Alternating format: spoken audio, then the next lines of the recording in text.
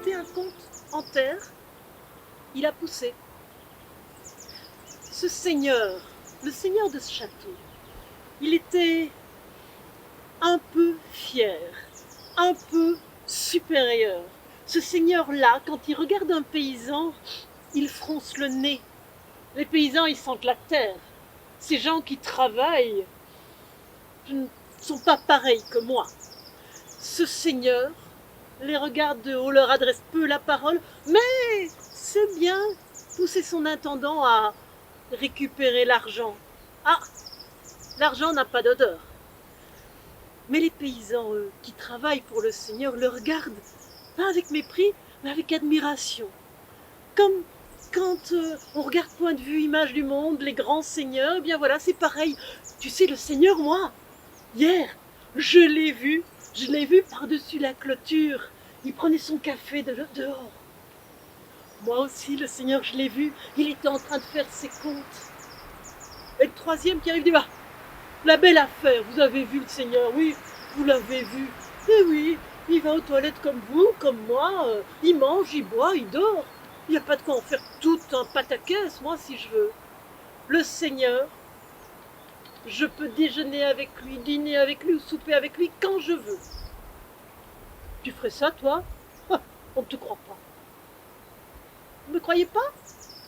Demain, venez vers midi, vous me verrez entrer, je dîne avec le Seigneur. Le lendemain, les deux autres sont là. Ils sont là, près de la clôture. Ils regardent. Et effectivement, le paysan arrive, pas mieux habillé que les autres jours, ah non. Le pantalon bien usé, bien poché aux genoux, tout pareil que d'habitude. Et il va jusqu'à la porte, il sonne à la grande porte. Pas à la porte de derrière, non, à la grande porte. Un serviteur vient lui ouvrir. Qu'est-ce que tu veux, toi? Moi? Je voudrais parler au Seigneur. Bah, si tu as quelque chose à lui demander, tu passes par l'intendant. Non, non. Je voudrais donner une nouvelle au Seigneur, j'ai une question à lui poser. Je ne lui demande rien. Attends ici. Et on lui referme la porte au nez. Le serviteur repart, revient. Ça va, dis-moi ce que tu veux lui dire, je lui répète. Non, non. Je voudrais lui parler en personne. À la fin, le Seigneur vient lui-même à la porte. Qu'est-ce que tu veux? Seigneur, j'ai une nouvelle pour vous, mais... Il regarde les deux serviteurs. Je préférais ne pas vous la dire en public. Le Seigneur fait signe au serviteur de s'en aller. Alors, qu'est-ce que tu veux me dire?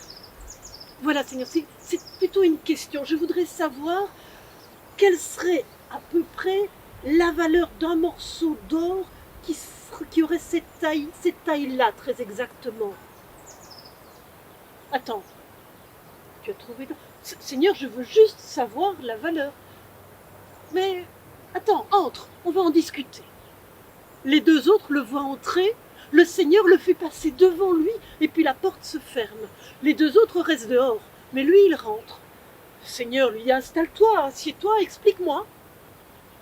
Et voilà, Seigneur, rien à expliquer. Et il s'assied, il s'installe bien à l'aise dans ses pantalons pleins de boue. Voilà, je voudrais connaître la valeur d'un morceau d'or dont la taille serait à peu près comme ça. Le Seigneur réfléchit, il dit, ce paysan n'a aucune idée de la valeur de l'or. Écoute, je ne peux pas te le dire comme ça, il faut que je réfléchisse un peu, que je réfléchisse. Dis-moi, tu n'as pas encore dîné, mange avec moi. Et le Seigneur lui fait servir à manger, on installe un couvert avec les 2 verres de vin, et le paysan ne se fait pas prier, il boit, il mange.